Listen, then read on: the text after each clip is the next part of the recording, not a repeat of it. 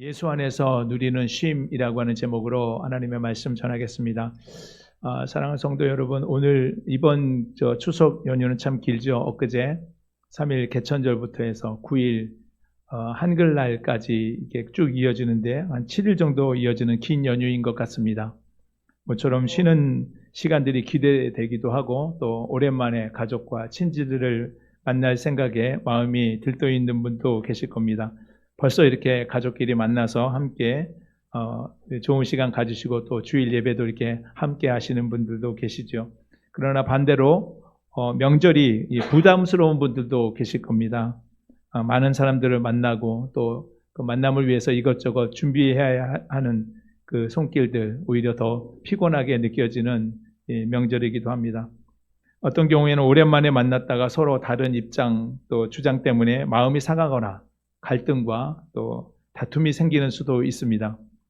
어떤 분들은 혼자 지내기 때문에 더 쓸쓸하게 느껴질 수도 있겠죠. 그렇습니다. 쉬는 날이 길다고 마음이 꼭 편한 것만은 아닌 것 같습니다. 시간이 주어져도 오히려 쉼이 없고 쉬어도 쉬지 않는 것 같은 때가 있습니다. 몸은 쉬는데 마음은 여전히 무겁고 복잡합니다. 왜 나는 쉬어도 이렇게 쉬는 것 같지 않을까? 왜 내 마음은 여전히 답답하고 지쳐 있는 걸까? 무거운 짐을 내려놓고 싶은데 왜 내려놓아지지 않고 왜 나에게 이렇게 쉼이 없는 걸까? 그림을 하나 보여드리겠습니다. 이 그림은 그리스 로마 신화에 나오는 시지프스가 신에게 벌을 받아서 무거운 돌을 가파른 정상까지 밀어 올리는 그런 벌을 받는 장면입니다. 이 시지프스가 산 아래에서부터 힘겹게 굴려 올린 돌이 정상까지 올려놓으면 이 산 모양이 이렇게 뾰족한 모습으로 되어 있어서 산 정상에 머물러 있지 못하고 또 굴러 내려오고 그러면 다시 내려와서 저렇게 어렵게 올려놓고 그러면 또 굴러 떨어지게 되고 그런 일들이 반복되는 모습입니다. 얼마나 무의미하고 또 부조리한 모습입니까?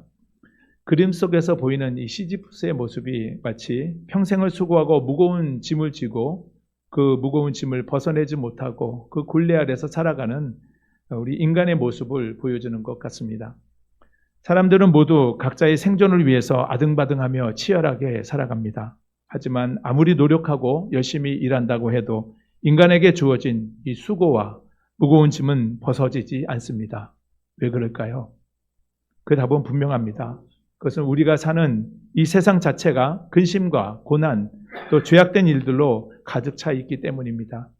우리 잘 아시는 찬송가 486장 이 세상에 근심된 일이 많고 이 찬송의 가사를 이렇게 살펴보면 이렇습니다. 1절에 이 세상에 근심된 일이 많고 참 평안을 몰랐구나. 이 세상에 곤고한 일이 많고 참 쉬는 날 없었구나. 이 세상에 죄악된 일이 많고 참 죽을 일 쌓였구나. 세상이 이 모습이니 어디 참된 평안과 쉼을 기대할 수가 있겠습니까?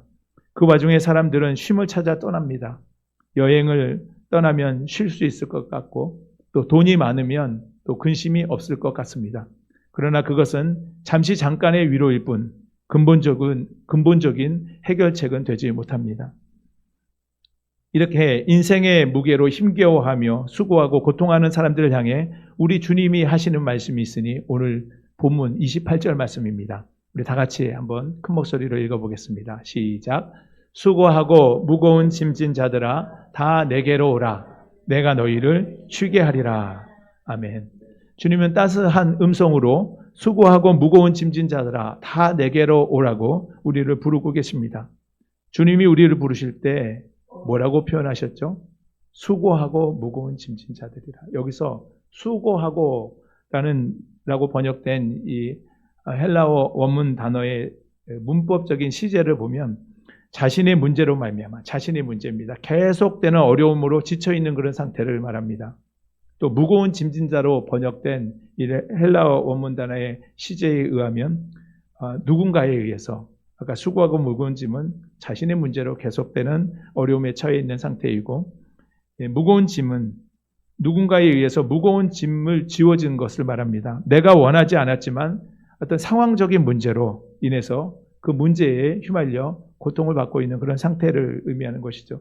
내가 원해서 지는 짐이든 아니면 상황 때문에 어려운 가운데 지는 짐이든 우리는 내 몸 안팎에 있는 그 어려움의 문제에 처해 있게 된 것입니다.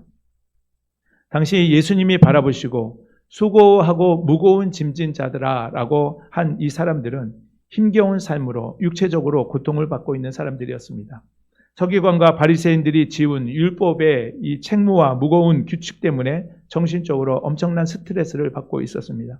또 죄와 그의 열매로 인해 영적인 괴로움까지 더해지는 이 삼중고를 겪고 있는 사람들이었습니다. 이런 상황을 아시는 주님께서 그들이 당하는 모든 수고와 무거운 짐, 그것이 바로 너희 죄 때문이다, 자업자득이라고 책망하지 않으셨습니다. 우리의 형편과 처지를 잘 아시는 주님께서 우리를 책망하지 않으시고 오히려 우리를 불러 수고하고 무거운 짐진 자들아 다 내게로 오라 라고 말씀하시니 얼마나 고맙고 감사한 일입니까? 다음에 이어서 하는 말씀이 무엇인가요? 내가 너희를 쉬게 하리라. 아멘. 여기서 내가라는 말이 강조됩니다. 너희 죄로 인해서 겪고 있는 그 모든 수고와 어려움, 고통, 불안, 염려, 그 모든 문제를 내가 해결하고 내가 너희에게 참된 안식과 쉼을 주겠다고 말씀하신 겁니다. 다른 세상에 여러 종교들이 있어서 종교에서는 인간을 짓누르는 이 무거운 짐, 죄의 짐에서 벗어나기 위해서 명상이나 또는 수행을 통해서 그 괴로움을 벗어나려고 합니다. 또 요가나 참선을 통해서 마음의 평안을 얻고 짐을 벗는 방법을 제시해 주기도 합니다. 어떤 종교는 신에 대한 헌신과 봉사를 통해서 몸과 마음의 고뇌와 번뇌 속에서 그 속박으로부터 벗어나는 해탈에 대해서 가르치기도 합니다. 또는 신에게 전적으로 두려운 신에게 복종하면서 시간을 정해놓고 기도하고 자선이나 선행을 통해서 마음의 평안과 위로를 얻고자 하는 경우도 있습니다. 그런가 하면 일반 세상 사람들은 세상에서 성공과 성취를 통해서 그 어려움을 극복하고 또 그와 같은 노력을 통해서 인간의 수고와 쉼 그런 모든 것들을 벗어나고자 하지만 인간의 근본적인 수고와 또 쉼의 문제가 해결되지 않습니다. 그것은 하나님과의 관계 안에서 해결해야 하는 문제이기 때문입니다. 인간의 수고로움이 어디로부터 온 것입니까? 아담이 에덴 동산에서 하나님의 명령에 불순종함으로 범죄하고 그 범죄로 인해서 땅이 저주를 받고 사람은 이마에 땀이 흐르는 수고를 해야 먹고 살 수 있는 존재로 전락하게 되었습니다. 그러므로 인간의 수고와 쉼은 그 근본적인 문제는 하나님을 떠나서는 해결할 수가 없는 것입니다. 오직 하나님 안에서 예수 그리스도를 통해서 진정한 쉼과 평안이 주어지는 것을 잘 이해하시기를 바랍니다. 예수님은 요한복음 14장 27절에서 평안을 너희에게 끼치노니 곧 나의 평안을 너희에게 주노라. 내가 너희에게 주는 것은 세상이 주는 것과 같이 아니하니라. 너희는 마음에 근심하지도 말고 두려워하지도 말라고 말씀하십니다. 세상이 주는 것은 그것이 무엇이든 재물이든 명예든 성공이든 일시적인 것이고 변하기 쉬운 것들입니다. 그러나 우리 주님이 주시는 평안은 세상이 주는 것과 같지 않습니다. 어떤 상황이나 환경 속에서도 흔들리거나 변함이 없는 내적인 평안함인 것입니다. 우리 아까 찬송가 486장 첫 소절만 세 소절을 말씀드렸죠. 이 세상에 근심된 일이 많고 쉬는 날 없고 또 곤고하는 일이 많고 정말 죽을 일만 쌓여있는 이 세상이라고 했습니다. 그런데 두 번째 소절에 보니까 내 주 예수 날 오라 부르시니 곧 평안이 쉬리로다. 내 주 예수 날 사랑하시오니 곧 평안이 쉬리로다. 내 주 예수 날 건져주시오니 평안이 쉬리로다. 할렐루야. 이처럼 주님의 부르심에 응답하고 그의 사랑 안에 거할 때 참된 평안과 쉼을 누리게 되는 줄로 믿으시기 바랍니다. 또 이어지는 후렴은 어떻게 노래합니까? 주 예수의 구원의 은혜로다. 참 기쁘고 즐겁구나. 그 은혜를 영원히 누리겠네. 참 평안이 쉬리로다. 아멘이십니까? 우리 가운데 수고하고 무거운 짐 없는 사람이 누가 있겠습니까? 또 참 평안과 쉼이 필요하지 않은 사람이 누가 있겠습니까? 우리는 이 시간 근심된 일이 많고 곤고한 일이 많고 죽을 일만 쌓여있는 이 세상에서 나를 부르신 그 주님의 음성을 듣고 그 부르심에 응답하여 이 예배의 자리에 나오신 줄로 믿습니다. 이 예배의 시간, 이 예배의 자리가 수고하고 무거운 짐을 다 내려놓고 주님이 주시는 참 평안과 쉼을 누리는 그런 복된 축복의 시간이 되시기를 간절히 부탁드립니다. 여러분 존 버년의 철로 역정이라는 책 아십니까? 이 기독교 문학의 고전으로서 평가되는 이 철로 역정, 그리스도인들에게는 성경 다음으로 많이 읽혀지는 책이라고 알려져 있습니다. 이 철로 역정에 나오는 크리스찬은 그 등에 무거운 짐이 지워져 있어요. 그 짐은 바로 죄의 짐이었고 또 그가 이 멸망의 도시를 떠날 때부터 지고 있었던 것입니다. 크리스찬은 사실 그 죄의 짐을 벗어버리기 위해서 이 여정을 시작했던 것인데 시간이 갈수록 두려움과 염려, 불안, 상처, 이 죄책감 때문에 그 짐은 갈수록 더 커져만 갔습니다. 어디에도 내려놓을 수가 없는 죄의 짐이었습니다. 그러던 어느 날 이 크리스찬이 언덕을 오르면서 주님의 십자가를 바라보았을 때 그 무거운 짐이 벗겨지고 그 무거운 짐은 떼굴떼굴 굴러서 무덤으로 들어가 버리고 말았습니다. 그때 비로소 크리스찬은 모든 수고와 무거운 죄의 짐에서 벗어나 참된 자유와 참된 쉼을 얻게 되었습니다. 사랑하는 성도 여러분, 우리의 모습도 그렇지 않습니까?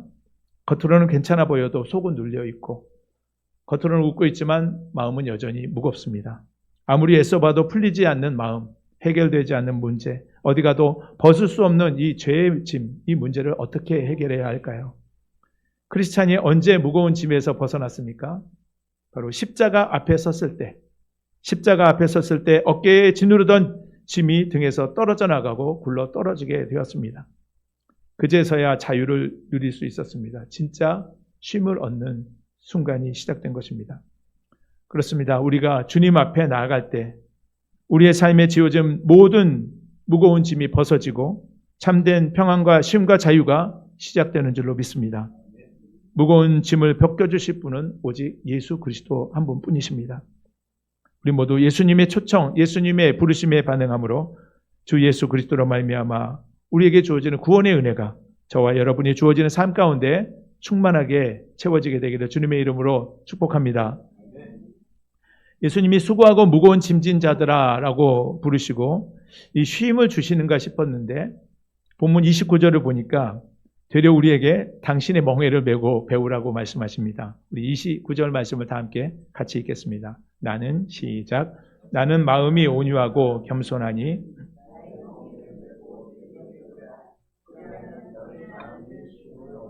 아멘. 이게 또 무슨 말씀이십니까? 이게 예수님 앞에 나오면 무거운 짐 다 내려놓고 이제 쉬는 날만 남아 있는 것 같았는데 예수님은 뭐 하시고 당신의 짐, 그 멍에를 우리에게 매라고 하시는가 의문이 들 수 있습니다.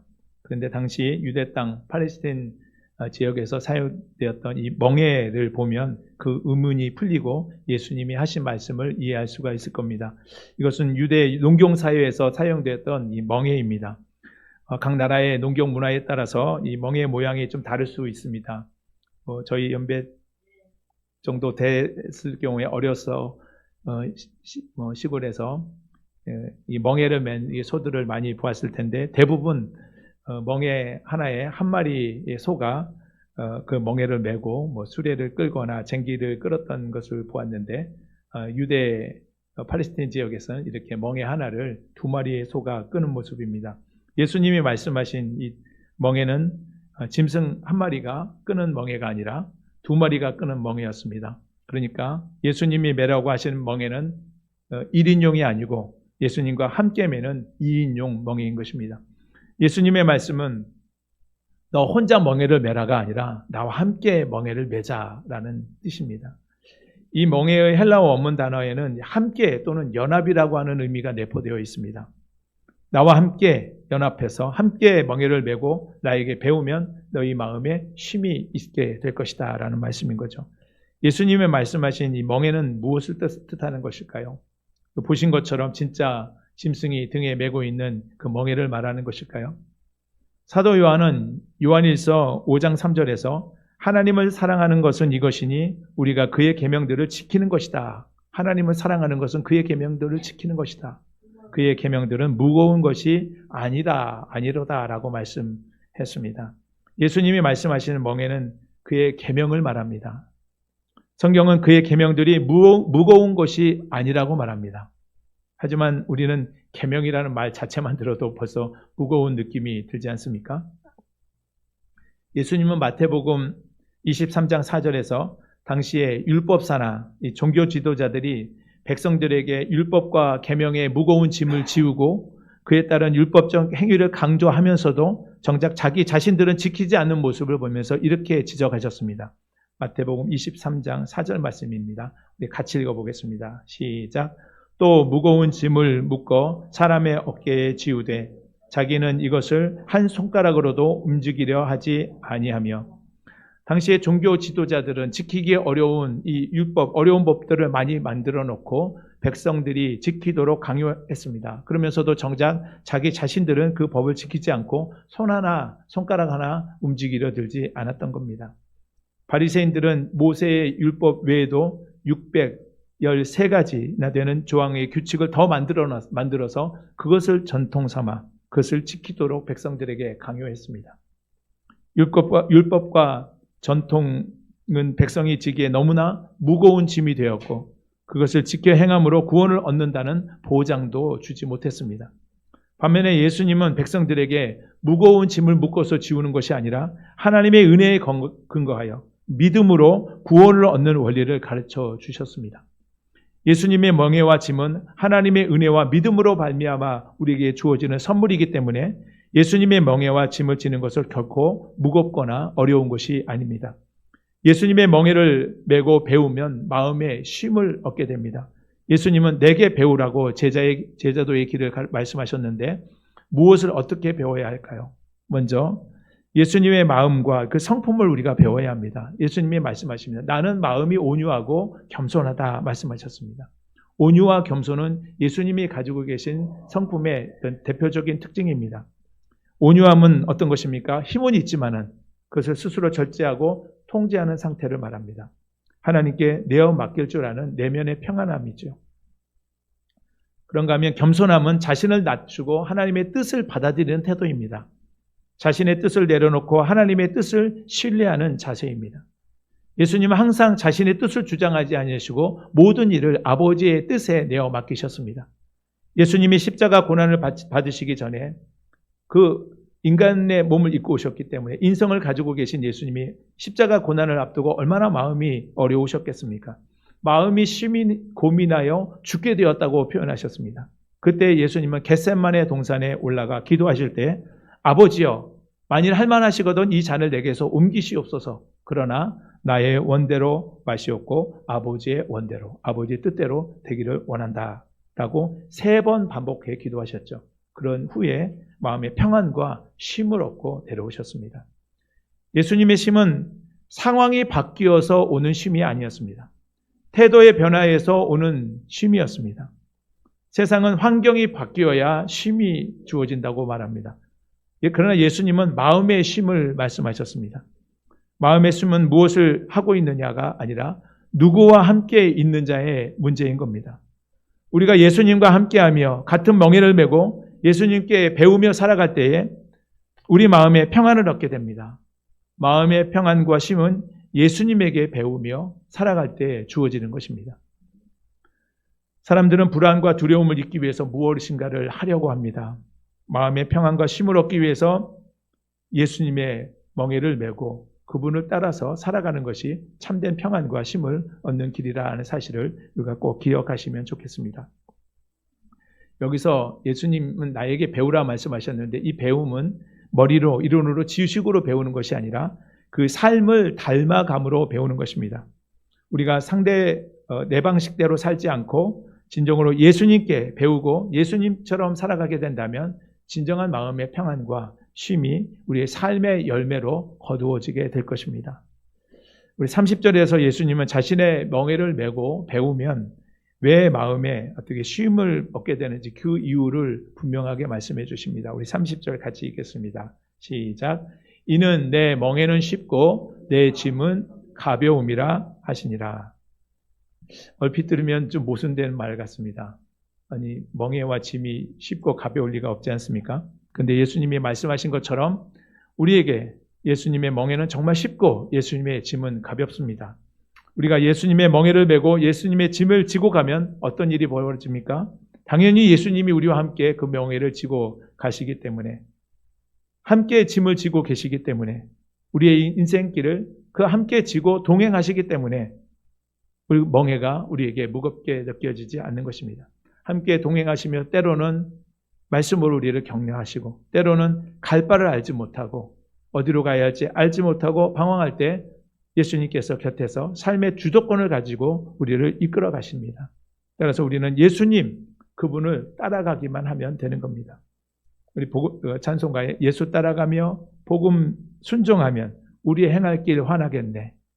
주를 의지하며 순종하는 자를 주가 늘 함께 하시리라. 의지하고 순종하는 길은 예수 안에서 즐겁고 복된 일이라고 우리가 고백하지 않습니까? 예수님이 주시는 멍에는 사랑의 멍에예요. 은혜의 멍에예요. 평강의 멍에예요. 쉼을 주는 멍에인 줄로 믿으시기 바랍니다. 어떤 아이가 커다란 짐을 들고 아빠와 함께 걸어갑니다. 짐이 너무 크고 무거워서 아이는 사실 붙잡고 있을 뿐이죠. 대부분은 아빠가 들고 갑니다. 근데 그 아이는 그냥 손만 대고 있을 뿐인데 어쩌다가 조금 무게감이 느껴지면 아빠 무거워요 말하면 아빠는 피식 웃으면서 괜찮아, 아빠가 같이 들고 있지 않니? 이것이 우리 주님이 우리에게 지라고 하신 멍에인 겁니다. 예수님의 멍에가 쉽고 가벼운 것은 예수님이 우리와 함께 그 멍에를 쥐고 계시기 때문입니다. 우리가 어린 자녀와 함께 뭔가 짊어지는데 너하고 나하고 하니까 우리 5대1로 무게를 같이 이렇게 나눠줘야 된다. 그렇지 않지 않습니까? 거의 다 들고 가는 것이죠.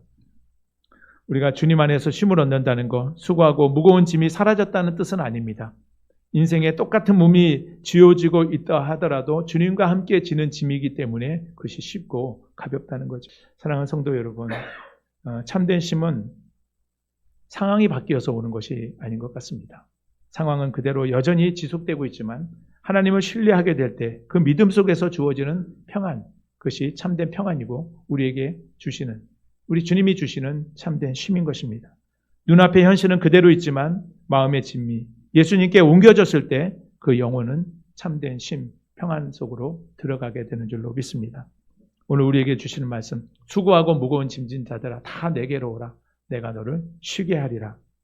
이 주시는 말씀이 저와 여러분을 초청하는 주님의 음성이 되기를 원하고 그 음성, 그 초청에 응답함으로 주님께 나아와 주님의 그 온유하시고 겸손하신 성품을 배우고 주님의 멍에를 메고 주님과 함께 남은 주어지는 인생 여정을 살아갈 때 우리 주님께서 주시는 참된 평안과 쉼이 저와 여러분의 삶에 가득 채워지게 되시기를 주님의 이름으로 축복합니다.